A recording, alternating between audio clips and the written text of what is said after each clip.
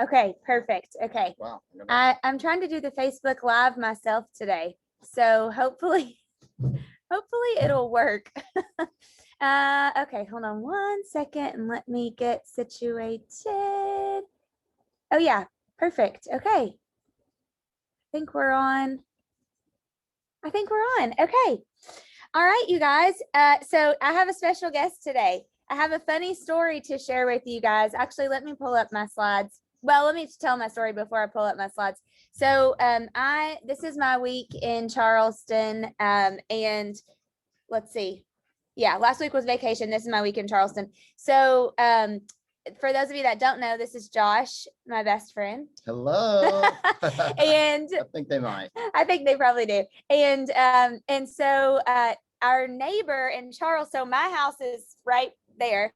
Our house, mine and Adam's house, and our neighbor was going out of town for a couple months to promote her business and to do what do you call it? Blender bombs. Yeah, pop-up shops. Oh, so yeah. She owns a company. You'll have to look it up. She owns a company called Blender Bombs. They're like amazing, healthy smoothie balls and all kinds of health stuff. It's amazing. It's called Blender Bombs. So anyway, she was going out of town for several months, and I said, what are you doing with your house? And she said, I'm gonna like VRBO it out. And I said, what do you have everybody like full or all your weeks full? And she said, yeah. And then after that, she messaged me back like a couple weeks after that. And she said, the person for the month of April, from April to May backed out.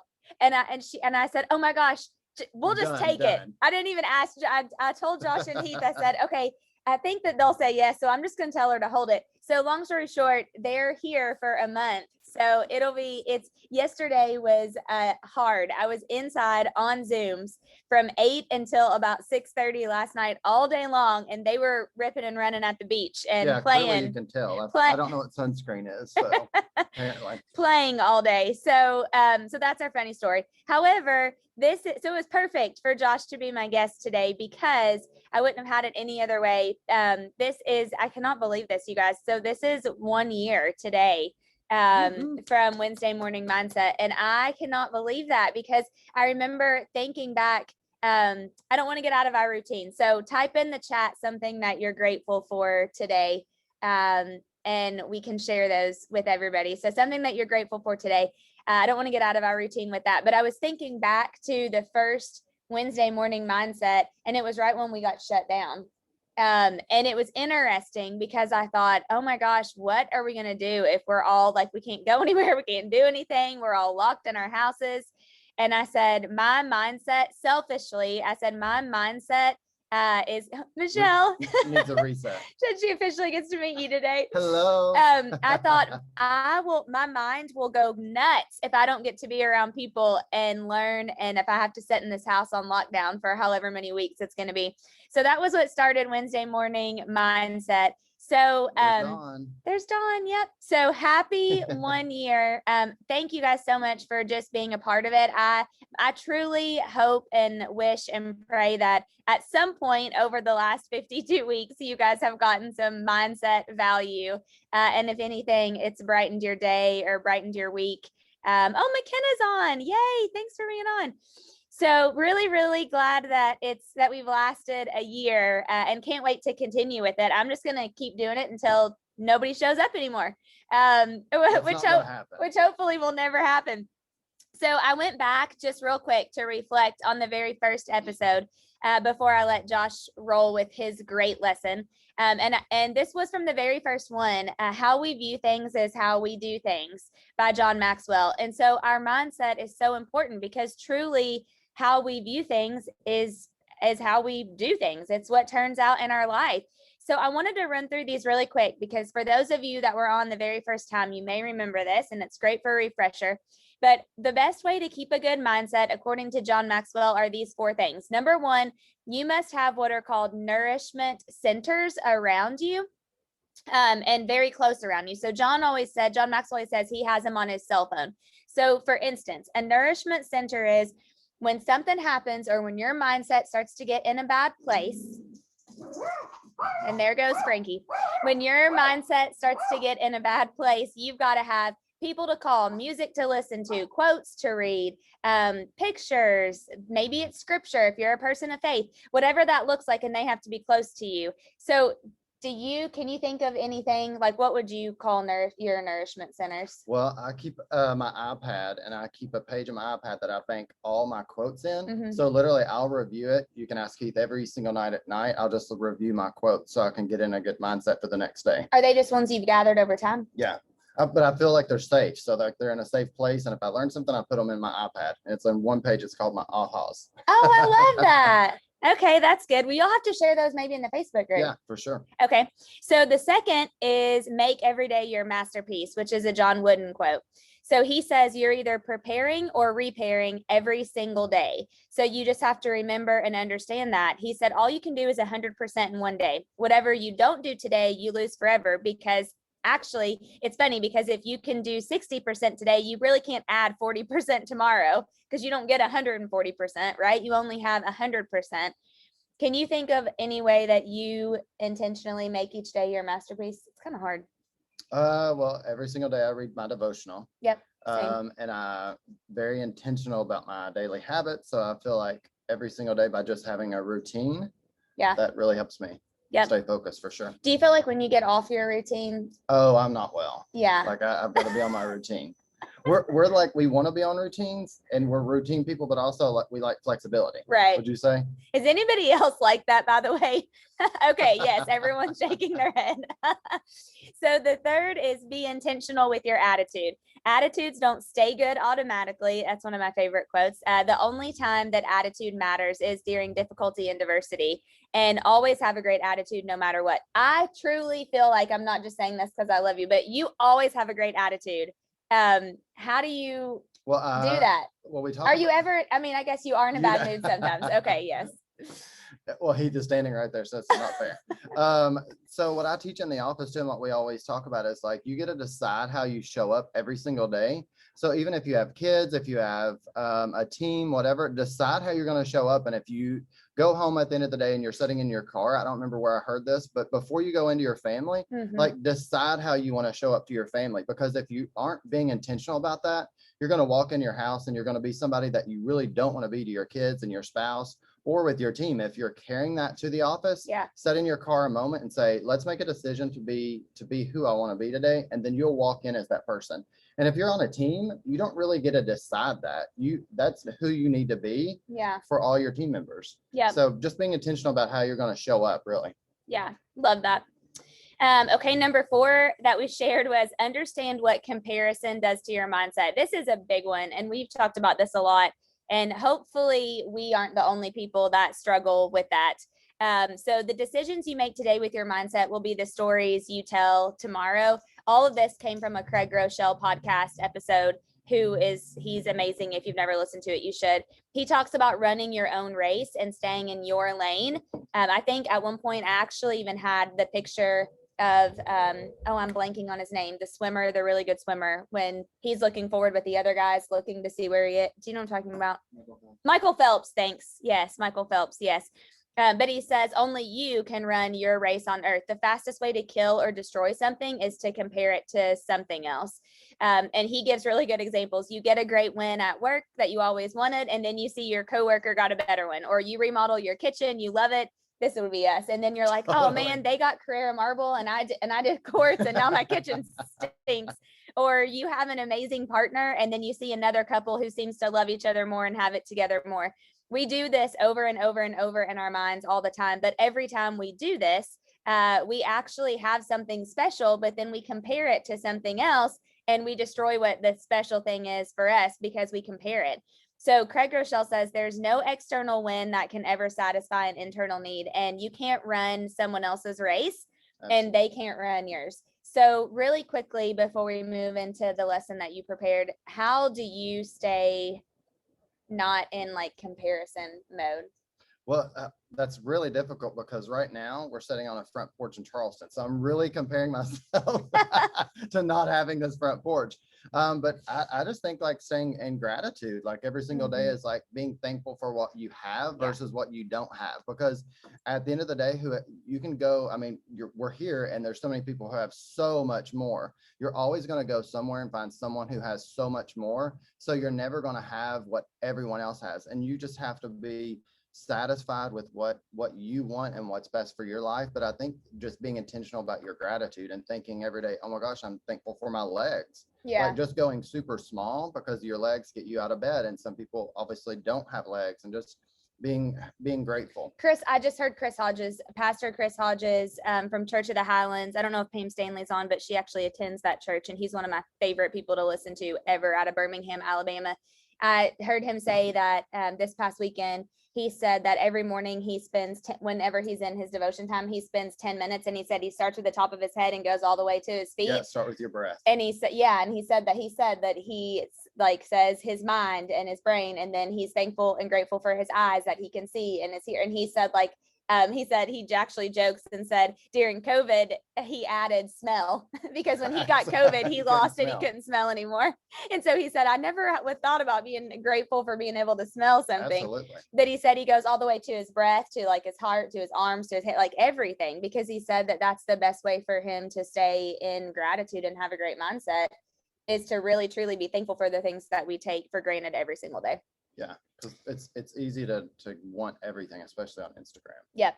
So, okay, especially on Instagram. Yep. So Josh came with, I thought, what's going to be a great lesson. So we're just going to kind of talk through it. You might want to take some notes. I don't have it on the PowerPoint, but you can take some notes, and it's all about reflection and planning. So I'm actually going to stop sharing the PowerPoint, and that way they can kind of see you better, and I can monitor any questions anybody may have as well. Yeah. But okay, kick us you off. know me, I threw these notes together, so we'll just roll with it. I thought it would be the best. We just did this with my office, and we're at this point where we started the year. Dana had us all do vision boards, so we set those big commitments and made those big commitments, and now we're 3 months into it, actually a little bit over. So I think it's really good to always do at the end of every single month and every single quarter to do a mini reset. Obviously, we do a reset at the midpoint of the year, but now is really good to set back and reflect and plan for the next quarter. And reflection has been the biggest thing in my life that has helped me project me forward. And I always love to share quotes. So my first quote is, if you're looking for an excuse, you'll find one. If you're looking for an opportunity, you'll find one. I love that. That's one of my favorite things, obviously around mindset. But let's go into reflecting and planning. Let's start with reflection. John Maxwell, obviously our stepdad. Our wannabe stepdad. All my notes are John Maxwell and Craig Rochelle. So let's just say that. Reflection turns insight into experience. So at the end of the quarter, you got to be thinking of what happened in that quarter, what worked, what didn't work. And then in our office and for our team, we always look and number one, we celebrate our wins for the quarter. Love that. What are some highlights? So be thinking of not just things that didn't work, but think of all the wins, because more than likely you've had a lot of wins. Even though they were small ones, you just forgot to celebrate them. And I think we all get caught up in that. So some questions that I love. These are reflection questions that every single quarter, that's what you do, is you reflect back on, and you have to be asking yourself these questions. One of the big ones that I always ask myself and our team is, are you using your energy to defend yourself or to develop yourself? Okay. How would you break that down though? Well, a lot of times it goes back into excuses. And okay, so if you were defending, you'd be giving excuses? Yeah, you'll be giving excuses.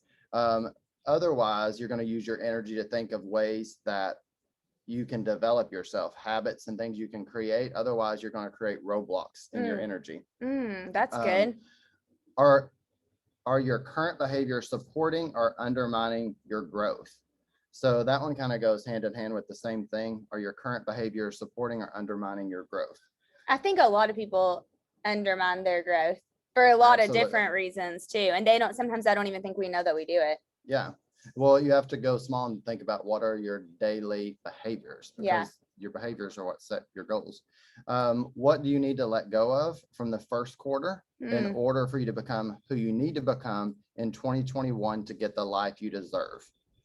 So in order, and then we always have this trusted one thing planner, one to read out of it. It says, think big, go small. Do any of you have the one thing planner? Type in the chat. If you, I wondered, I was really good with that pre-COVID. This is like my daily resource. Yeah. But it says, think big, go small. The glow of the new year has faded. Are the plans you made for the year starting to go by the wayside? Instead of failing or falling into a second quarter slump, use this quarter to regain your focus by thinking big and going small. Sometimes our goals go places we don't anticipate. They branch out and grow shoots. All these extra little branches and limbs can actually stunt your growth. Like a good gardener, use this time to prune and evaluate what matters most. Thinking big is key to create an upward trajectory towards success, but getting there requires focused action. Eliminate lesser goals in your life so you can focus on helping your larger ones. And I think too, it's really important because this time of year, like we start getting overwhelmed, and this is the time of year where we will start making excuses because we're like, you know what, we're 3 months into it. I didn't hit the second month goal, my third month goal. So now I can just fall off of it. So getting back and getting refocused is a number one thing, or else for the rest of the year, you're just going to be able to make excuses because you didn't make it the second and third. Will you guys type in the chat or on Facebook? I would love to know who feels like they're really doing good after first quarter for whatever your goals were, or who feels like they're like already a little bit behind. Because I feel personally like I'm a little bit behind already. I was doing so good with my 411 and a lot of my things. Well, that can Just yeah, I feel like that's easy to happen. Like we're gung-ho in January and our mindsets are even so much better. Yeah, it's me, same. I fell off this month with my 411 too. Yeah. But see, Dawn's doing great. Of course, Dawn's always doing great. Dawn has to, or her coach will kick her booty. I'm just kidding. But that's why it's super important that you reflect, because you're thinking about all the things you did well.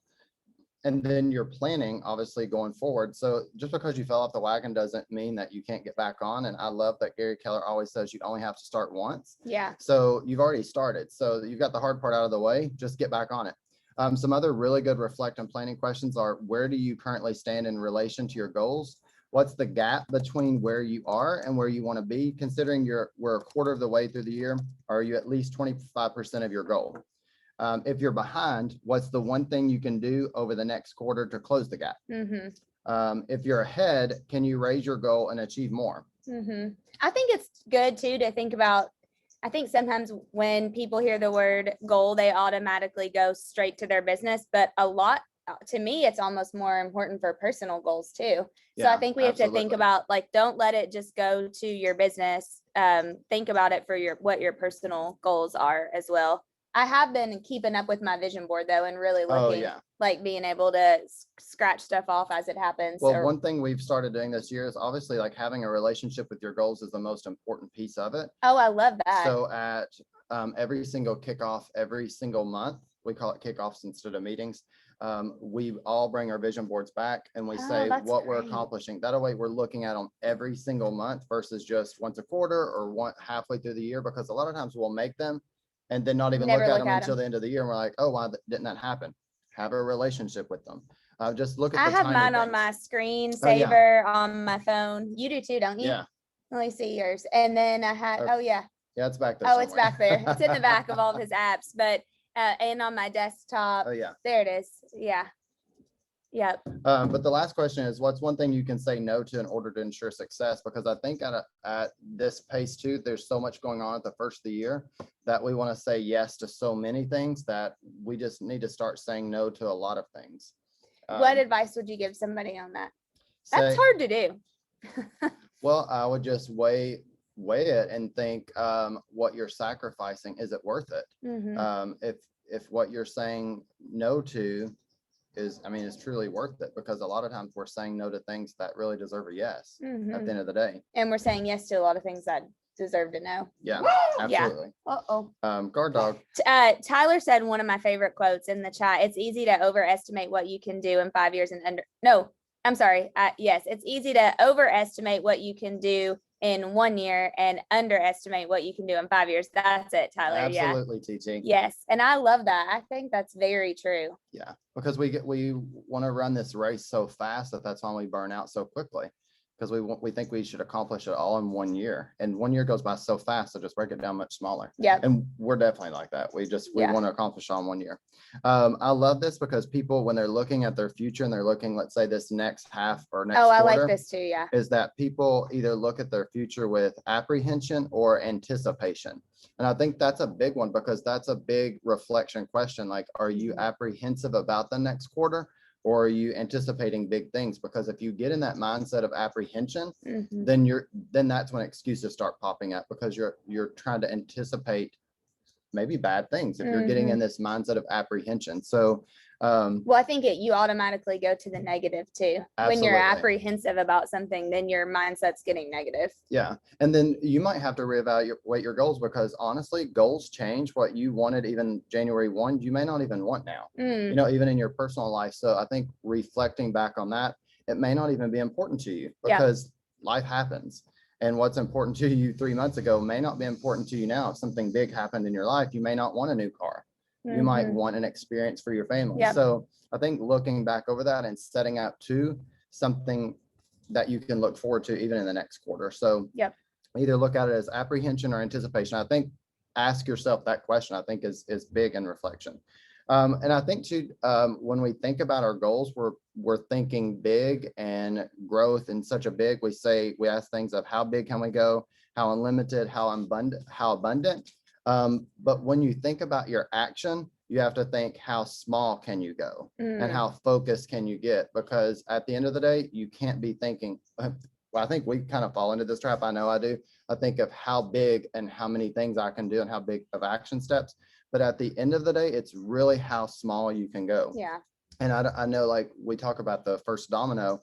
I don't know who said this. I think it was probably at family reunion, but they were talking about someone losing weight, and they were saying, well, you have to go super small. So if your first domino, if you're thinking about that and you're wanting to lose weight, and you say, okay, well, I have to wake up at 6 a.m. to go work out, what's the first domino? Then you back into it and you say, okay, well, then I have to go to bed early. Well, then you have to keep it going backwards. And then you say, okay, well, then I have to eat dinner earlier. And then you have to say, okay, well, I actually have to put my phone down at 8 o'clock. And putting your phone down at 8 o'clock is the first domino, versus most of us think the first domino is actually getting up and exercising. Setting our alarm for 6. Yeah. So it's really going that small, because if you put your phone down, you're going to get up and you're going to exercise.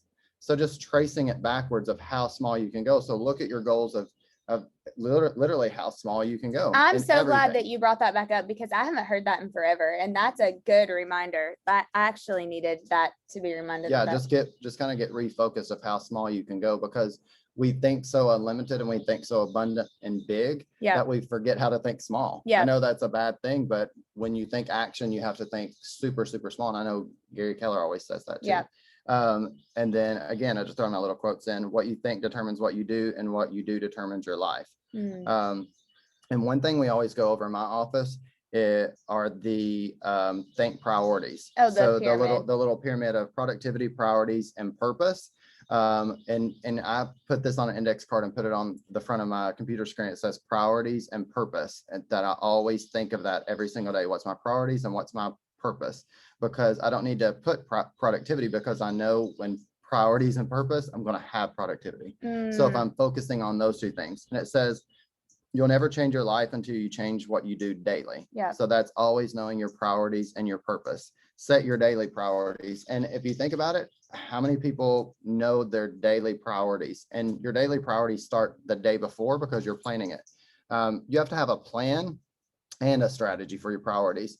A plan without strategy is just activities. Jen Williams, hi Jen, just said the best thing. She said that leads to complete lifestyle change. Absolutely. And it really does. Absolutely. With anything, honestly, anything that you want to do. And I love that you said, because I think for me personally, I can very much tend to stay in the productivity part of the triangle. But I love that you took that out. Like, you didn't even worry about that. You're just focused on the priorities and the purpose. because with them, you have your productivity. yeah. Yeah. I love that. This one always hits me really hard. Honestly, chips the tooth every single time.